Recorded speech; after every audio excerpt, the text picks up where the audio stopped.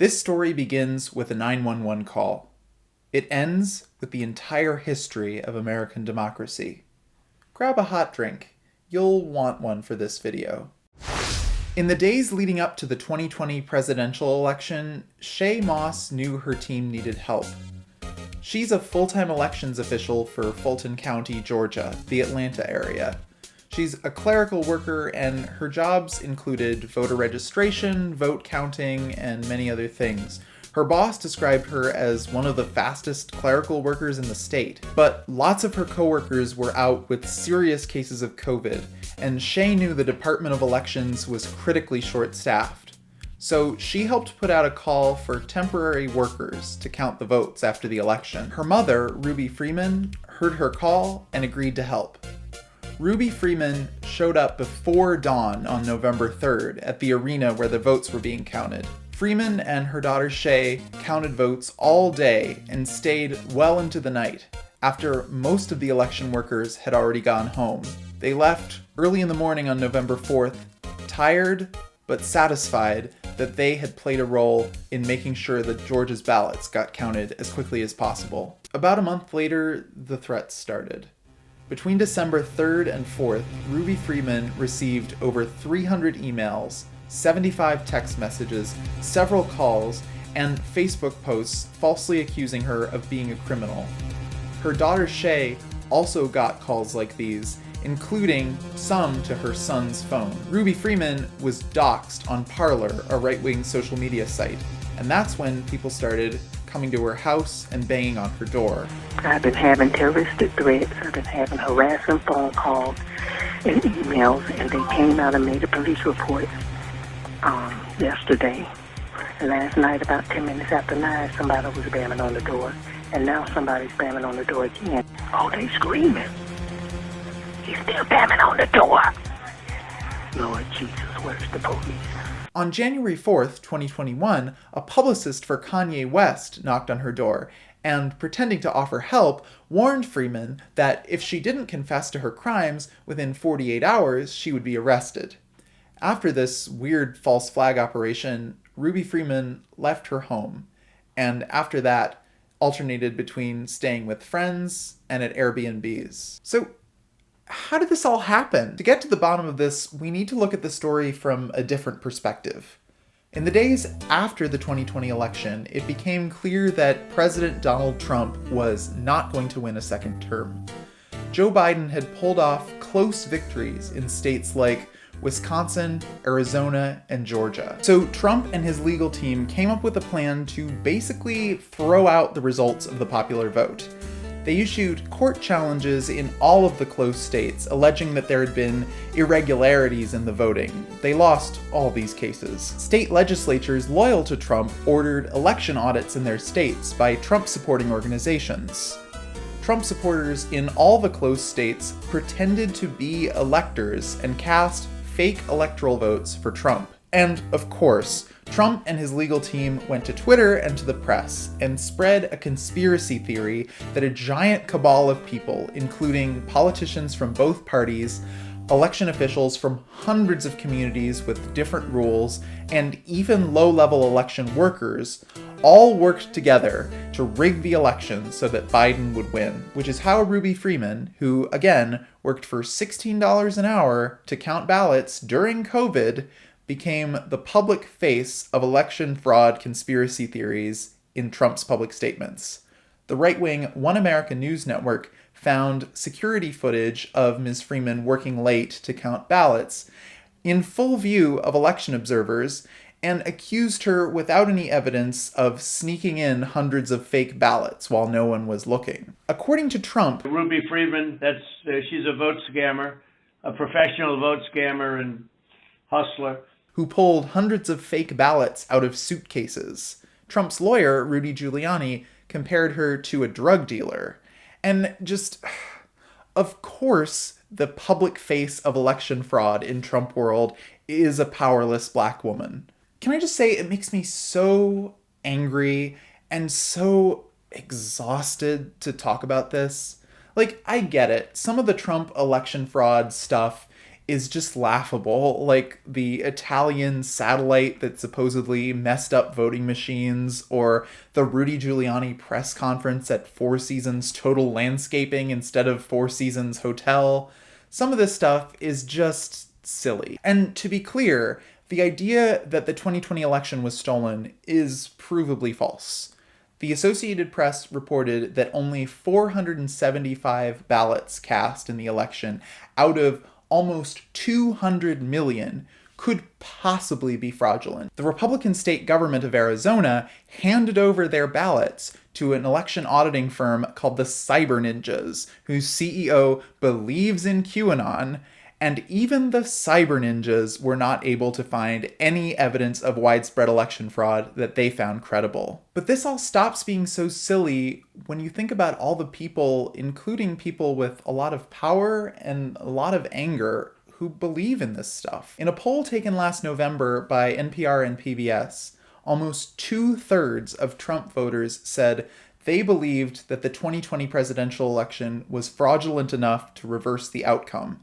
In other words, they believe the right-wing media narrative that Trump actually won the 2020 election if you only count the legitimate votes. And when so many people believe in this conspiracy theory, it affects people's lives. You've probably heard of Brad Raffensperger, the Secretary of State of Georgia, who wouldn't let Trump change the election results there and got death threats. Threats toward an elected official are one thing, but we've reached the point that the President of the United States is throwing random marginalized people like Ruby Freeman under the bus, and thousands of people are calling for her death. That feels different to me. Of course, this is just a new variation of the types of threats marginalized people have been dealing with for all of American history. Systemic threats to their power. In recent history, politicians from Trump's party, the Republican Party, have been passing state laws claiming to fight election fraud, which in effect just make it harder to vote. They've been doing this successfully for almost 10 years now, ever since 2013, when the Supreme Court decided that states no longer need permission from the federal government before changing their election laws. These states now require a government-issued photo ID in order to vote, and these states can legally remove you automatically from the list of registered voters if you miss too many elections. I'll put links down in the description if you want to read more about how these laws disproportionately affect marginalized people. I'll let you read about the elderly black woman who can't get a photo ID because she doesn't have access to a birth certificate. And I'll let you read about the minimum wage workers who can't afford to take off business hours to go to the DMV and get driver's licenses. I'll let you read about the heavily Latino town in Kansas that closed its only polling place, and about the indigenous voters in North Dakota who were told weeks before the 2018 election that a new policy meant they couldn't vote because they didn't have street addresses on their reservations. But I don't have time to discuss those things because lately, Republican state legislatures have been introducing bills that would get them to their destination a lot faster. 10 state legislatures have introduced bills that would allow partisan state legislators to review election results agreed upon by bipartisan election officials and simply throw them out, declare the election results illegitimate, decide which votes actually count, and decide themselves who won the election. And once actual, real elections start getting overturned by partisan elected officials, and assuming that courts uphold these actions as constitutional, which is quite possible given the Republican-leaning nature of the Supreme Court right now, and the vagueness in the Constitution about how powerful the popular vote actually is, does democracy even matter at that point? I know this sounds conspiracy theory-y, but I'm a journalist and my main news sources are NPR and the New York Times, pretty mainstream, and I'm scared that by the time of the next presidential election, the United States won't have democracy anymore.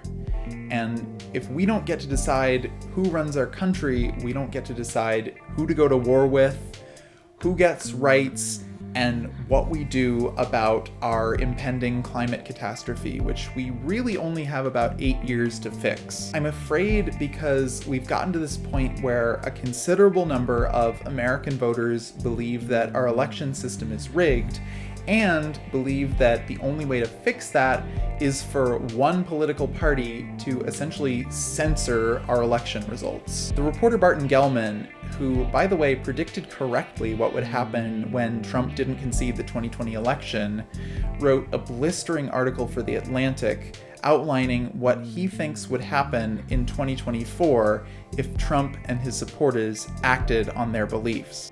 Our two-party system has only one party left that is willing to lose an election. The other is willing to win at the cost of breaking things that a democracy cannot live without. Republican acolytes have identified the weak points in our electoral apparatus and are methodically exploiting them. They have set loose and now are driven by the animus of tens of millions of aggrieved Trump supporters who are prone to conspiracy thinking, embrace violence, and reject democratic defeat. People who believe that the system is rigged won't stop doing this, won't stop trying to overturn our democracy. The only way to fix this is if we can agree that our electoral system works. So I want to get to the bottom of this. Why do so many people think this way? My first instinct is to say that people are just falling in line with what right-wing media are telling them. They believe Trump and Tucker Carlson, and they've been told not to trust anyone else. To me, that's such a tempting thing to think, because it centralizes the blame on a few cynical politicians and media companies. If we assume that 2/3 of Republican voters are just super gullible, and that Trump and Tucker Carlson have this hypnotic power over them, then we can kind of just shrug our shoulders and give up. We can say, well, too bad these evil dictator types are brainwashing people, and just kind of hope they go away. But I'm not satisfied with that explanation because, one, it takes away our agency to do anything about it, and two, it underestimates the scope of the problem. Reporter Adam Serwer argues that people who voted for Trump don't just believe the election was fraudulent because they buy into a bunch of conspiracy theories. The Republican base's fundamental belief, the one that Trump used to win them over in the first place, the one that ties the election conspiracy theory to birtherism and to Trump's sneering attacks on the Squad's citizenship, is that Democratic victories don't count, because Democratic voters are not truly American. It's no accident that the Trump campaign's claims have focused almost entirely on jurisdictions with high black populations. In other words, the ideas that Democratic voters believe in, that disproportionately young, urban, racially marginalized people believe in, are so dangerous, so antithetical to America, that their political participation is always illegitimate. I do think that most Trump supporters sincerely believe the election was rigged. But I don't think they believe that just because Trump fooled them. I think Trump supporters are a lot more thoughtful and idealistic than Democrats tend to give them credit for. People believe that the 2020 election was a fraud because it makes sense to them, because it confirms something they've already been taught, and frankly, that we've all been taught, about what American democracy looks like, what the American government should do, who it should protect, and who it should protect us from. Disclaimer, I'm not a political scientist and not a statistician. I am an English major who's read a lot of history. So what I've done is I've analyzed a lot of political rhetoric around voting in elections, from very recent history all the way back to the very beginnings of American democracy. The scary thing is, election fraud rhetoric doesn't originate from just a few authoritarian politicians.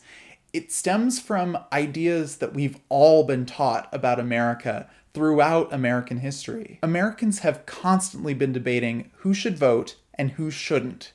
It's not a matter of a few authoritarian blips. These debates have consistently been a part of our democracy. And those debates have always centered around a whole lot of racism. So that's what we're going to be talking about today.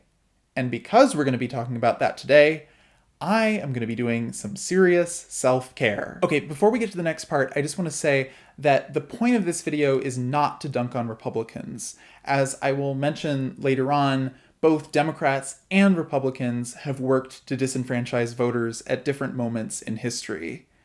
I also want to note that because we're going to be talking about race, there won't be any racial slurs in this video, but there will be a few outdated terms for racial minorities. So just be warned about that. And now, it's bath time.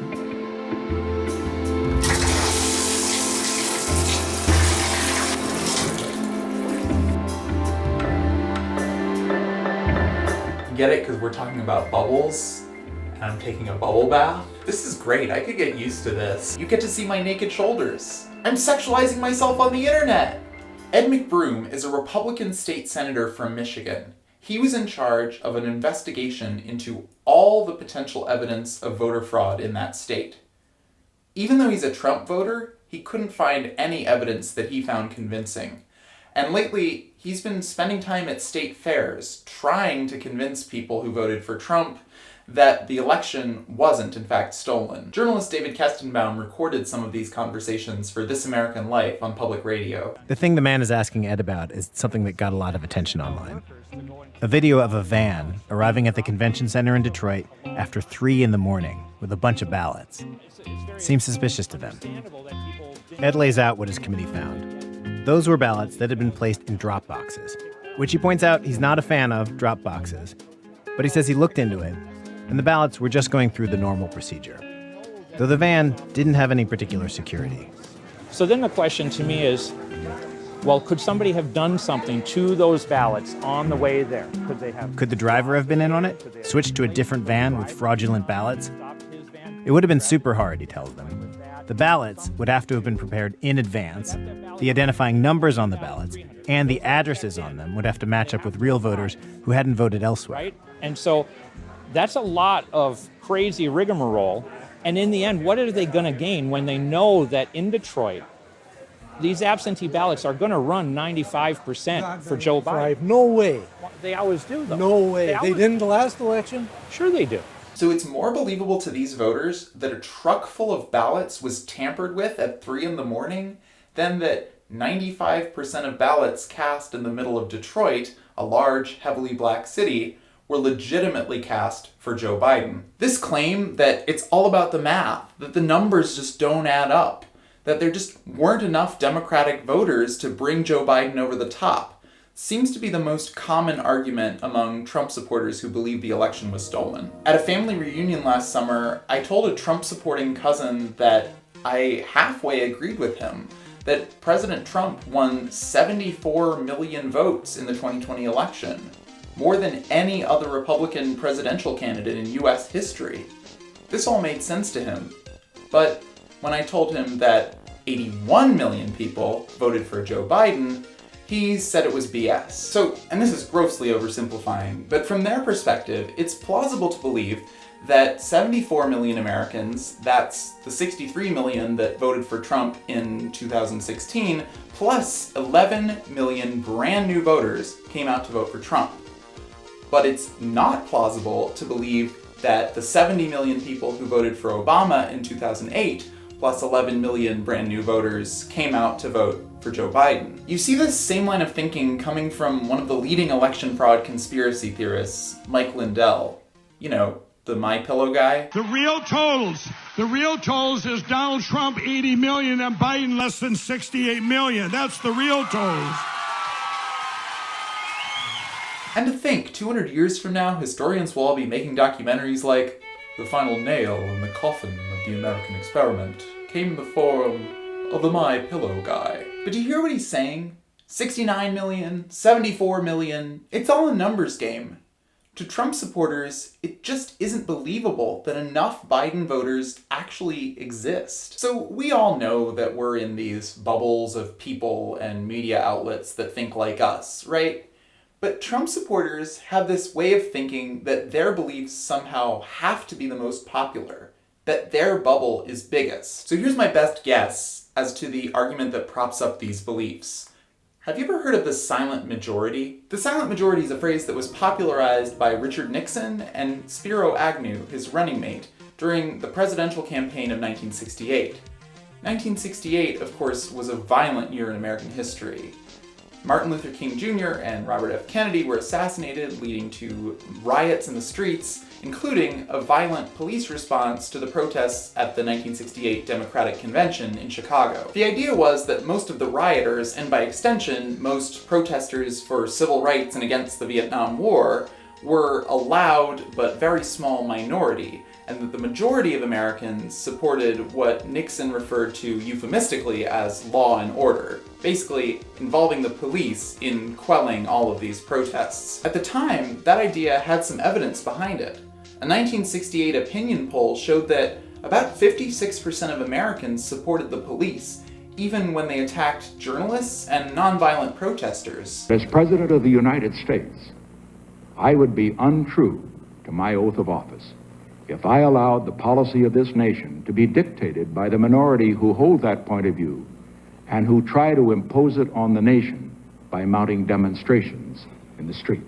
And so tonight, to you, the great silent majority of my fellow Americans, I ask for your support. It's important to note here the demographics of this silent majority.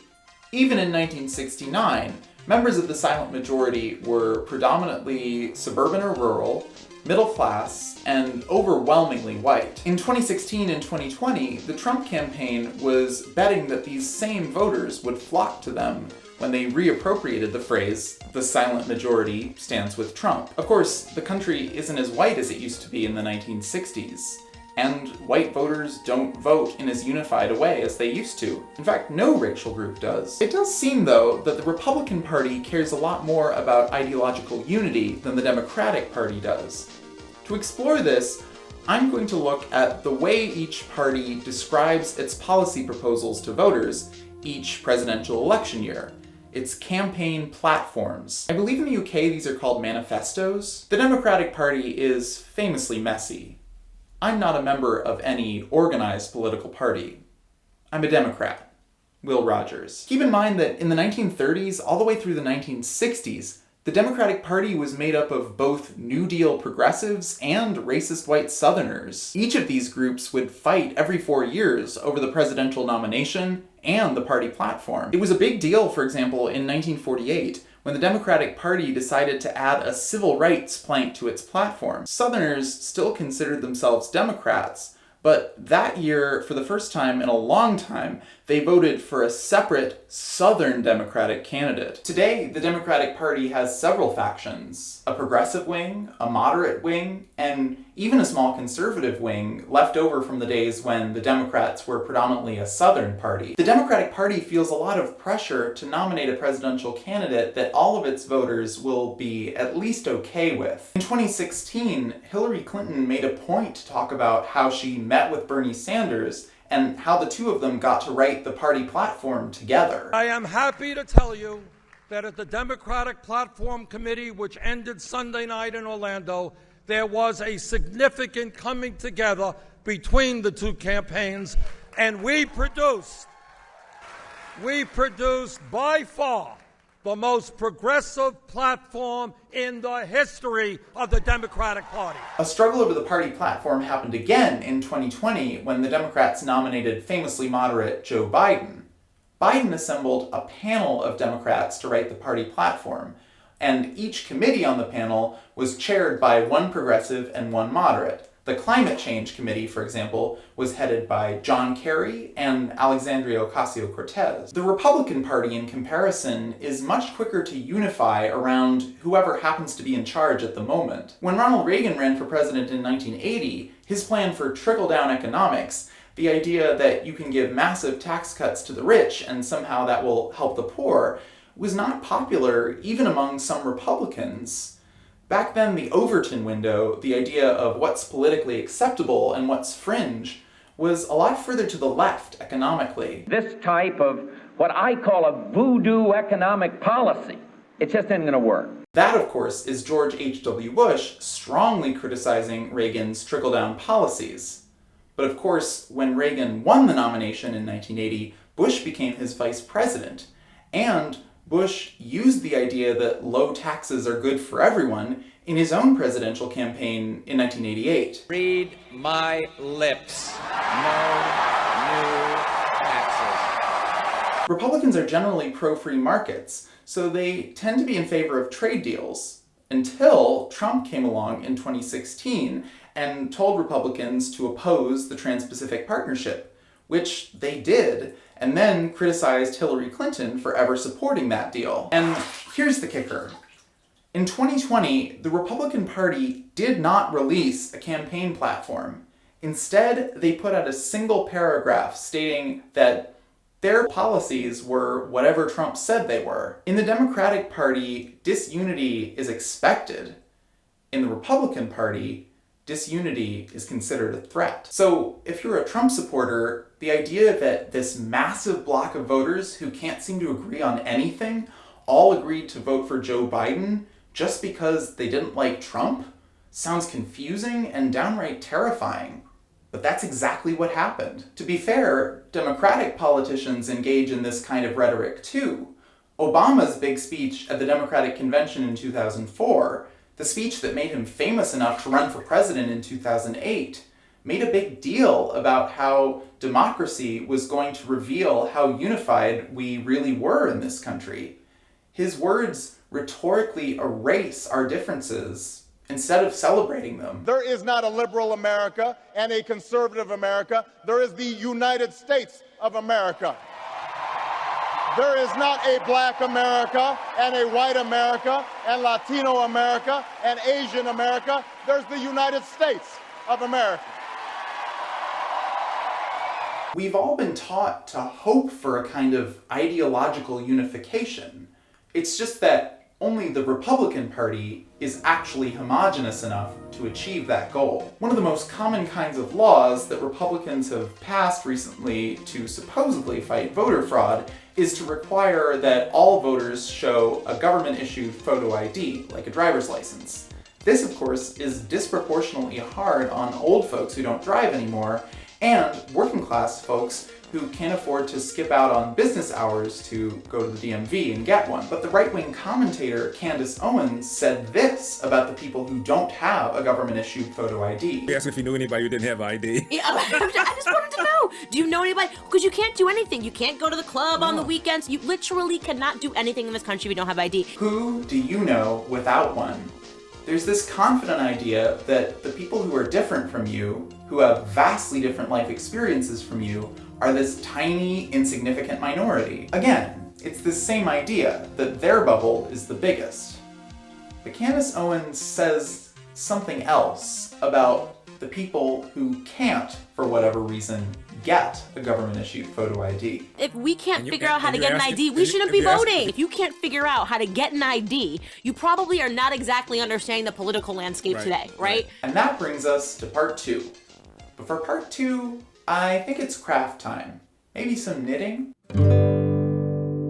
There's nothing unconstitutional about literacy tests. I've been working on this orange scarf for like 12 years now. I seem to remember it every 6 months or so whenever I need something to do with my hands besides doom scrolling. That was right-wing commentator Ann Coulter admitting that one of the main tools to uphold Jim Crow is fine, actually. Because, like, it's not just right-wing provocateurs. So many conservatives actually believe that voting should be harder, that it should involve some sort of test to see how civically engaged you are, how much you're willing to do in order to be able to vote. And there are so many examples of marginalized people losing out because of conservative election laws. Take the 2018 election in North Dakota.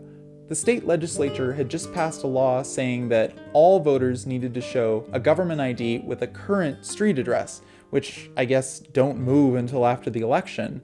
But more importantly, a lot of Native American reservations in the state didn't use street addresses. When Native residents complained, the state's response was they should call 911, which would assign them a street address.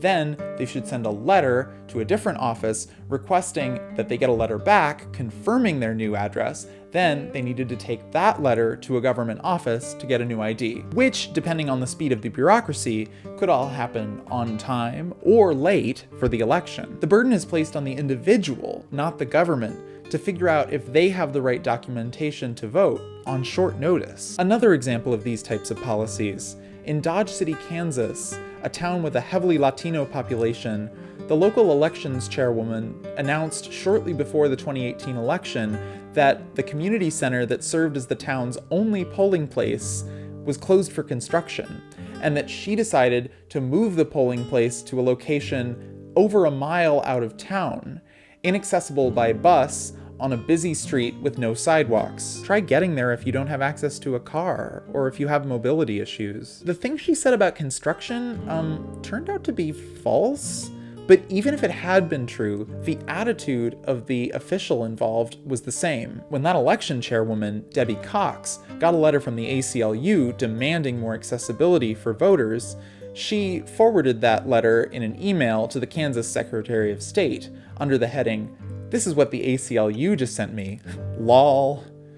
Clearly, the idea of providing more accessibility to marginalized voters seemed laughably unnecessary to her. When I was researching for this video, I kind of thought that the rhetoric in favor of making it harder to vote would kind of sound like these last two examples, like, it isn't really that hard, or we've given you a workaround, sort of avoiding or sidestepping the idea that they actually want to make voting harder. But then, just kind of on a whim, I Googled the phrase "voting shouldn't be easy," and I found a news story about a debate in the Idaho legislature where a state representative said exactly those words. This was part of a debate about a new proposed law that would make ballot harvesting, which is where you collect a bunch of other people's absentee ballots and turn them in for them, a felony. House Majority Caucus Chair Megan Blanksma sent her daughter to drop off their family's 4 ballots last November because they didn't trust the Postal Service to deliver them in time. With this legislation, my daughter's a felon. My 20-year-old kid is a felon. House Majority Leader Mike Moyle sponsors the bill. And so you have to make 2 trips to the post office. I understand that concern, but you know what? Voting shouldn't be easy. So there you go. Voting shouldn't be easy. Side note, remember the Declaration of Independence? That document where we listed our reasons for leaving England? Well, historian Danielle Allen points out that one of the complaints against King George was about civic logistics. He'd made government meetings harder to get to. Here's that quote from the Declaration, along with Allen's explanation of why this complaint is important. He has called together legislative bodies at places unusual, uncomfortable, and distant from the depository of public records. Imagine a small gray gable house of pine wood, with a pitched roof and an overhanging second story. Inside, sitting at a small oval-shaped walnut table, are a man, in his late 20s, and his wife. He just told her he must leave early in the morning to ride to Salem for a meeting of the General Assembly. Perhaps she asks him not to go. Perhaps her husband curses Gage's decision to make Salem the seat of government. Together, feeling themselves under duress, they make plans for how to man their leatherworks in his absence. On it goes. Behind each of the complaints in the Declaration are stories of specific people chafing under the arbitrary exercise of power. So yeah, support for making government logistics easier to navigate is literally in our founding documents, yet here we are. Again and again, election laws and policies make it harder to vote for marginalized people than for anybody else. In Alabama, for example, public housing IDs can't be used to vote, while in Texas, gun licenses can be. Both are forms of government ID, but statistically, Black people are more likely to live in public housing, and white people are more likely to carry guns. That fact about IDs came from this book, One Person, No Vote, by Carol Anderson. She's a professor at Emory University, and this book explains every detail about how voter suppression laws work and how they affect marginalized voters. And I just want to show you the second half of this book is the work cited. This woman kept her receipts, and she doesn't mince words. She thinks that new voting laws passed by Republicans are a deliberate attempt to keep lots of Black people, Latinx people, Asian people, young people, and other marginalized people from voting. She gives good evidence that these laws have that effect. As for the motivation behind these laws, that's harder to prove. But she does show that during Jim Crow segregation in the 19th and 20th centuries, laws restricting voting in similar ways were justified by similar race-neutral reasons. For example, some literacy tests made potential voters interpret a small passage of the state constitution. The law itself was just race-neutral enough to withstand judicial scrutiny. Not only did literacy tests appear non-discriminatory, they also carried the aura of plausibility. Voters, everyone could agree, ought to be able to understand their state's laws. Of course, local racist registrars had total control over who passed these tests and who failed. Black potential voters were often given complex statutes to analyze, whereas white voters might be given a single sentence. In some states, literacy tests could be even more arbitrary than that. A registrar in Mississippi could even ask African Americans, how many bubbles in a bar of soap?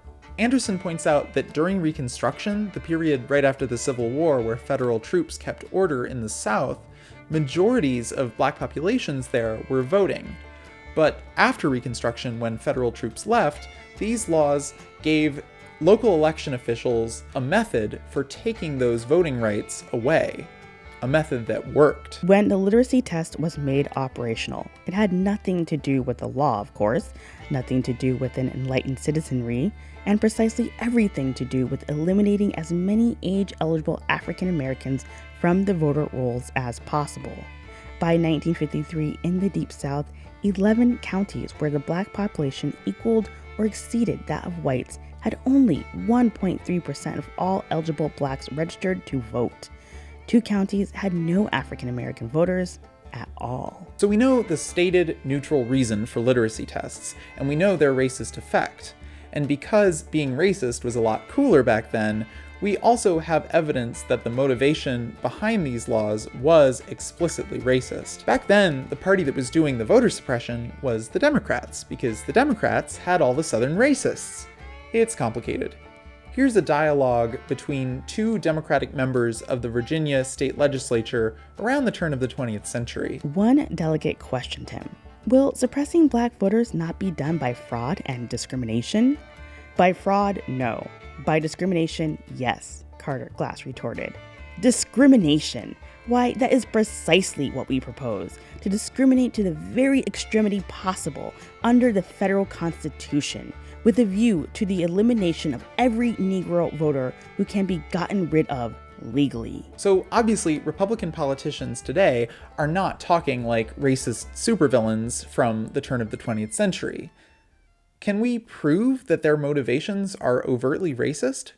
I actually don't think we can. Nowadays, the vast majority of people sincerely don't see themselves as racist. But what's striking to me is just how comfortable some politicians are using the same racist dog whistles that were used during Jim Crow.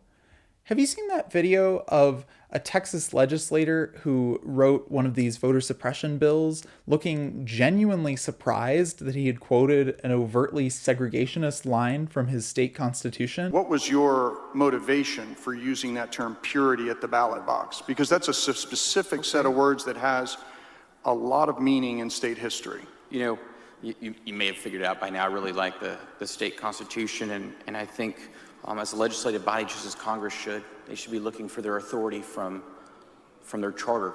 We then should look to the Constitution and say, what gives us authority to do anything on this issue? And that's the provision that does that, and so that would be why. Did you look at the history before using that word? Yeah, I'm not familiar with the you one. You may have missed it then, and this would have been very obvious, I think, to anybody who looked at that and looked at that language. And that provision was drafted specifically to disenfranchise Black people, Black voters, in fact, following the Civil War. Did you know that? No, I'm sorry to hear that. Did you know that this purity at the ballot box justification was also used during the Jim Crow era to prevent black people from voting?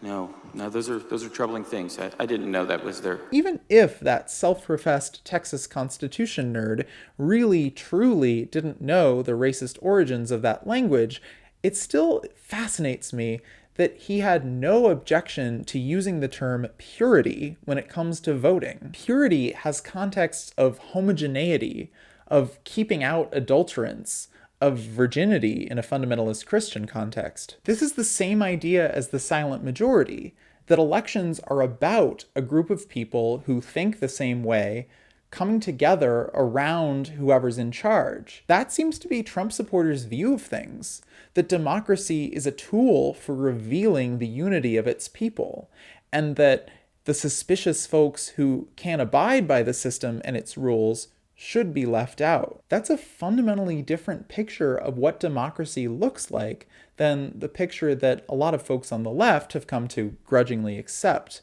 The idea of a bunch of people with lots and lots of disagreements voting to hash out a compromise. I think that a lot of legislators who support these voter restriction laws actually believe that a pure, unified, silent majority could one day be a multiracial coalition.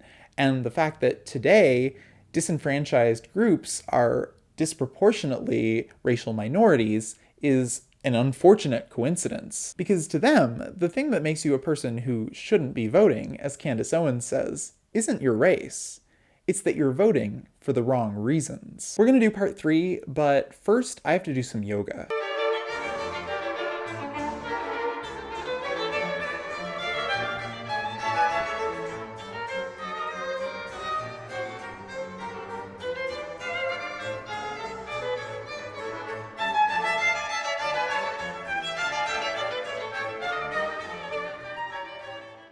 The giving away free stuff is a hard thing to compete with.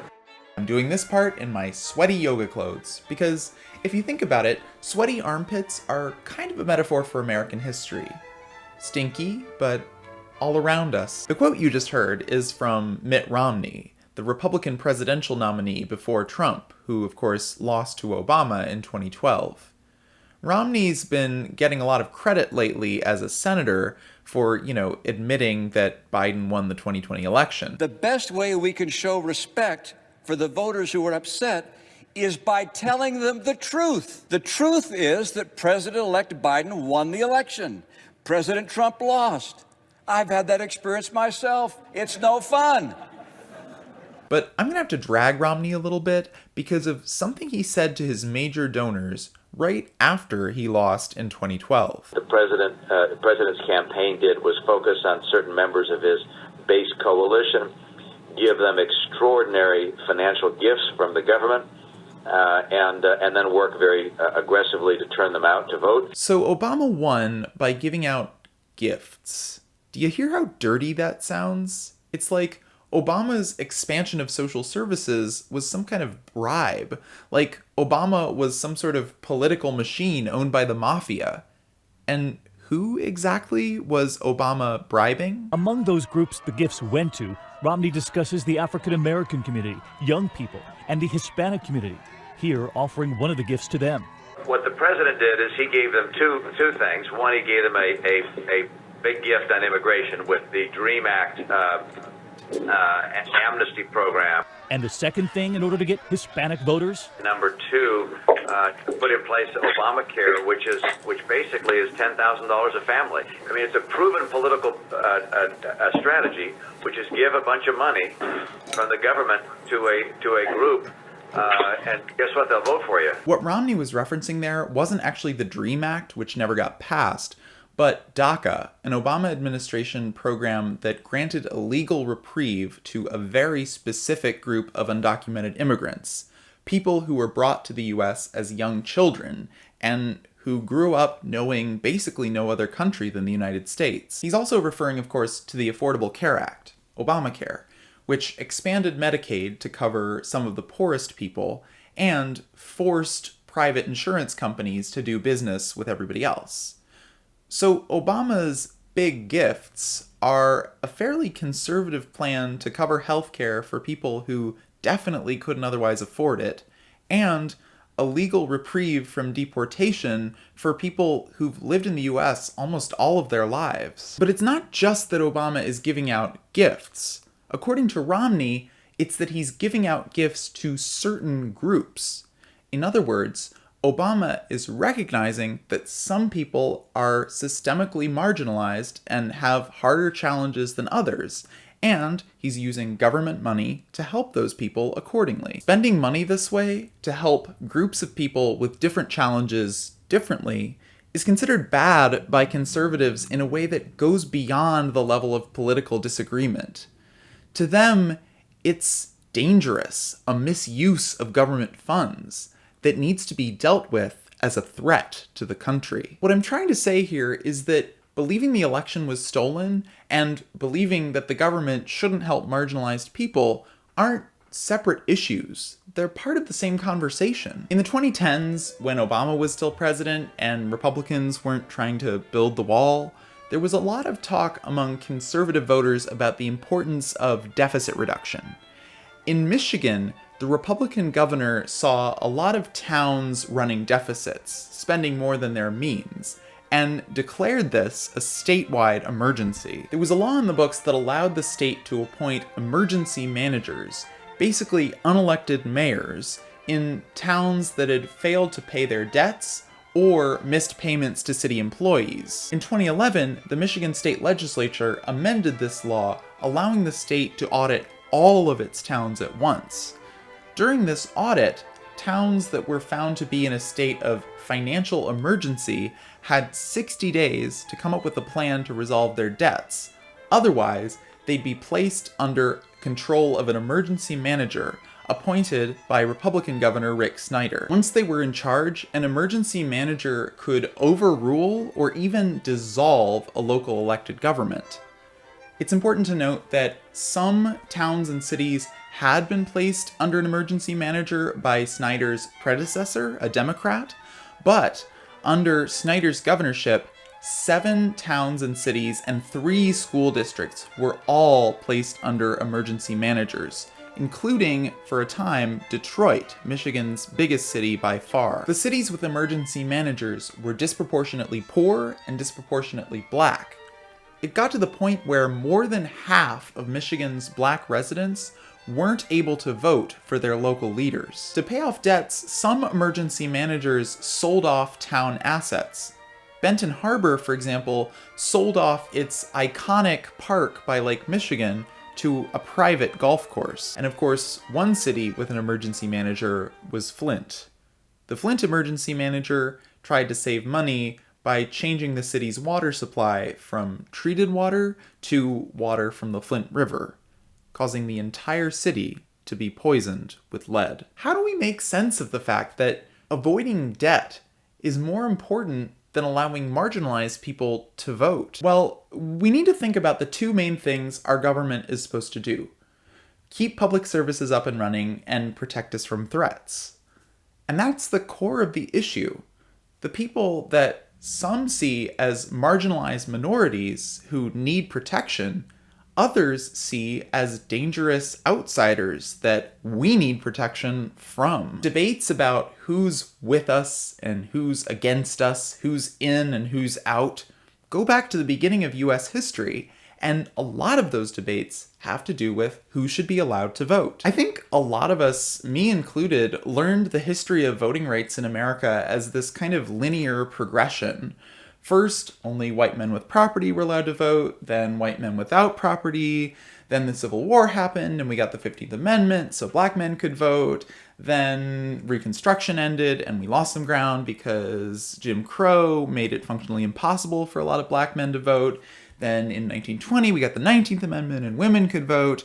Then in 1965, after a lot of pressure from the civil rights movement, the federal government passed the Voting Rights Act, making it so that black voters in the South could finally vote, and America has been precariously a true democracy ever since. But the history is a lot messier than that, especially since each state got to set its own voting laws.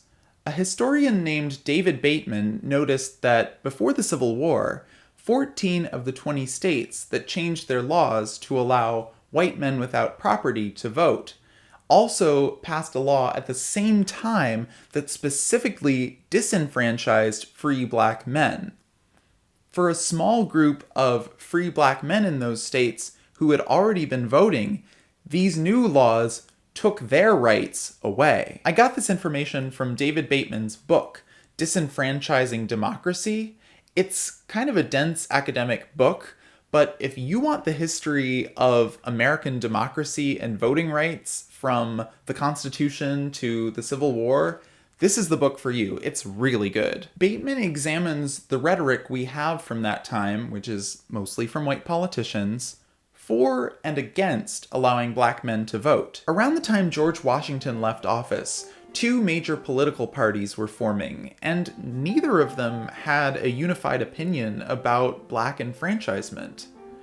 The Federalists loved big banks, so they tended to support only property owners voting, and the Democratic Republicans supported non-property owners voting, so they represented pretty much everybody else. Upon coming to power, Democratic Republicans promoted institutional changes that expanded the scope of democracy for many Americans, including more liberal terms for becoming a citizen, land laws that encouraged a more dispersed ownership of property, and an extension of voting rights to citizens who paid taxes, worked on the highways, served in the militia, or even just resident in the state or county for a fixed amount of time. So the Democratic Republicans allowed lots of new people to vote, which basically swamped the Federalists out of power. In those early days, the Democratic Republicans were kind of a big tent. Their members included people with lots of ideologies, including leftist labor organizers who supported abolishing slavery. Of course, enslaved black people were never voting during this period. They functionally had no voice in American politics.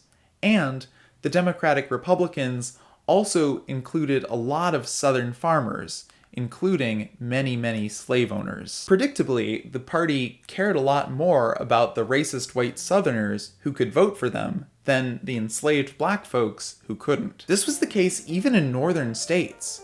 Pennsylvania, one of the first states to abolish slavery, passed a law many years later in 1830 that disenfranchised free black men. One of the main reasons for taking voting rights away was not pissing off the South. A number of delegates reflected on how they personally looked to the South and regarded her feelings in every vote which he was disposed to give. We are part of the same family. Their interests are dear to us. Their interests cannot be injured. So white racist Southerners were part of the family. Their precious feelings couldn't be hurt. But free black people were seen as quite the opposite. In 1802, Ohio put a whites-only voting clause into its state constitution because recognizing voting rights for black men would lead free blacks pushed out of the South to look for a refuge in Ohio. So free black people were this burden that the Ohio government shouldn't have to bear, or maybe they would steal white Ohioans' jobs. But there was another reason whites didn't want free black people to vote, or even live near them. Between 1794 and 1804, the Haitian Revolution happened, basically a giant slave revolt in Haiti. This led to the first black-led government in the whole Western Hemisphere. This terrified white folks. It added fuel to the fire of their belief that black people were outsiders, who didn't want to live with them, but to overthrow them. A New York legislator named John Hunt said this: "Blacks were aliens, not by mere accident of foreign birth, not because they spoke a different language, not from any petty distinction that a few years' association might obliterate, but by the broad distinction of race." One legislator from Indiana said that white prejudice was the result of an antipathy which nature had interposed between the races, and it was this which posed an impassable barrier against recognizing blacks as equal members of the American polity. Side note, this makes me think about how the most famous speech of the civil rights movement, Martin Luther King's I Have a Dream speech is all about how black people are just as American as everyone else, that they want the same things as everyone else. In a sense, we've come to our nation's capital to cash a check. When the architects of our republic wrote the magnificent words of the Constitution and the Declaration of Independence, they were signing a promissory note to which every American was to fall heir. This note was a promise that all men, yes, black men as well as white men, would be guaranteed the unalienable rights of life, liberty, and the pursuit of happiness. Anyway, all of this white racism meant that in 1828, when Andrew Jackson became president and the Democratic Republicans evolved into the more pro-slavery Democrats, the party had united around a set of issues, including black disenfranchisement. So Bateman's thesis is that the right to vote isn't set in stone in a democracy. Who should vote is constantly up for debate. According to Bateman, marginalized people lose the right to vote when 1. The institutional or political context encourages those conspiring to change the regime to build a broad coalition, uniting actors with separate interests, empowering some classes and excluding others. These groups are able to articulate a shared vision of the changes they want to pursue, one that can reconcile their different goals and forestall fractures. 3. And through their coalitional efforts, rhetorical appeals, and policy promises, they can cultivate sufficiently broad support among their base to neutralize opposition from the soon-to-be disenfranchised. Sound familiar? Republican voters united around a leader, Trump, around a cause, that the 2020 election was stolen, in order to achieve a goal, protecting the in-group, real Americans, from the out-group, people who, in their view, don't care about America and who would use their vote as a tool to destroy America. But here's the thing I think is different now from the historical examples we looked at. A lot of Trump voters are thinking like Romney in 2012 or like those emergency managers in Michigan. They sincerely believe that the out group isn't a racial group. It's rather a group of people who are voting for the wrong reasons. The wrong reasons? They want the government to help marginalized people, rather than treating everyone, regardless of circumstances, the exact same way. Of course, treating everyone the exact same ignores systemic, historic patterns of racial injustice and other marginalization. So Republican legislatures keep passing laws making it harder to vote, and marginalized people are disproportionately disenfranchised. But because their gripe is about political beliefs, not race, many Trump voters don't even realize they're helping to recreate racist patterns from American history. And that is what critical race theory, the actual academic theory, has been trying to tell us. That laws, in this case, laws about how hard it is to vote and who gets to decide elections, can disproportionately affect different groups differently without us even noticing. Except marginalized people have no choice but to notice. They have to notice when they can't vote because they don't have a car or a street address or an ID. They have to notice when a black woman like Ruby Freeman, who takes on a small position in government counting votes for $16 an hour, becomes the face of a conspiracy theory and fears for her life. Now, before we finish up, quick disclaimer. So far, I've sounded very pro-elections and very pro-voting. I've criticized people who want to put checks on election results, who want to make voting harder, and especially people who want partisan state legislators to decide who won. But there are situations where having checks on the will of the people actually protects the rights of minorities. I'm a gay man. My right to get married in this country comes from a federal court decision, from unelected judges. And most of the times people in the United States have voted on my right to get married, they've voted against it. One of my earliest political memories is watching the 2004 election on TV when I was 9 years old, and seeing Ohio vote to add a gay marriage ban to its state constitution. In 2008, the same year Obama became president, California passed Proposition 8, a law that would take away the rights of gay people to marry, rights which had just months before been granted by a California court. And it's not just court decisions. The movement that greatly expanded queer people's visibility and acceptance started with a riot, with an angry crowd throwing rocks at police officers. I have to be careful defending democracy because I know that sometimes majorities can vote to take people's rights away, and that minorities can sometimes get rights from checks on democracy. For example, I support trans people's rights to identify how they choose and to have access to the medical care they need. And I think courts should intervene to overrule laws passed by elected officials that prevent these things from happening. But if we are ever going to overrule the will of the people, we first need to make sure we know what the people actually want. There are so many ways we could make American elections fairer without even changing the Constitution. We can make Election Day a national holiday, so people don't have to worry about losing pay when they go to vote. We could mandate a minimum number of early voting days, and we could make sure that every state has easy access to mail-in ballots. We could follow the lead of Maine and Alaska and pass ranked choice voting in more states. That way, people can actually vote for their first choices and not have to vote strategically between the less bad candidates of the Democrats or Republicans. The activists in my audience can help you connect with organizations like Fair Fight that help advocate for these causes.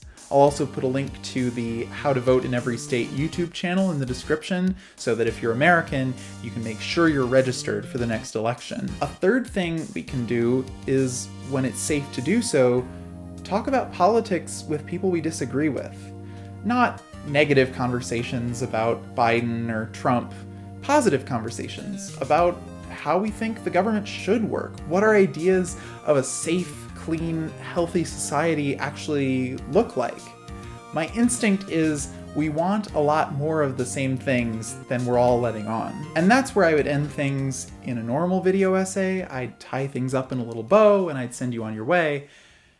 But the truth is, I'm not really sure that all these things will actually work. In 2016, after Trump won, there was a lot of talk about how we could de-radicalize these alt-right boys on the internet. A lot of YouTubers made a lot of great videos about how if we had the strength, we could reach out to these kids and talk to them, not just about politics, but about life. We could make them feel heard and less alone. We could make them feel like there was a way for them to feel whole that didn't involve hatred. But back then, we were talking about a bunch of boys who felt isolated and powerless and lonely. The Atlantic reporter I mentioned earlier, Barton Gellman, said that the median age of the Capitol rioters was in the 40s, and the ranks included professionals, doctors, lawyers, businessmen, elected officials, who all could afford to travel to DC. These were people with incomes, stable jobs, families, churches. There's less of a way in when people already have a community around them with a shared set of values and a shared set of facts. Here's what we need to do. We need to not lose sight of the fact that our political battles are not just about what the government should do. They're about who should have a say in government. Those two conversations aren't separate. They're inextricably linked. And we need to plan. So please, comment down below with your ideas or your feelings, because you may feel powerless and you may not know what to do. But the one thing that you're not going to feel is alone.